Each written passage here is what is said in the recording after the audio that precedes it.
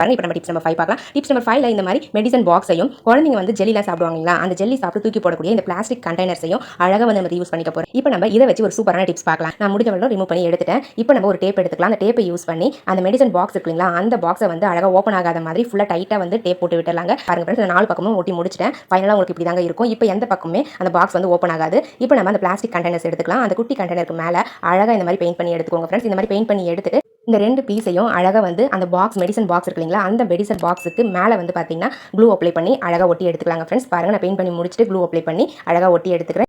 அவ்வளோதாங்க ஃப்ரெண்ட்ஸ், முடிஞ்சது. நம்மளுடைய சூப்பரான ஆர்கனைசர் ரெடி ஆயிடுச்சுங்க.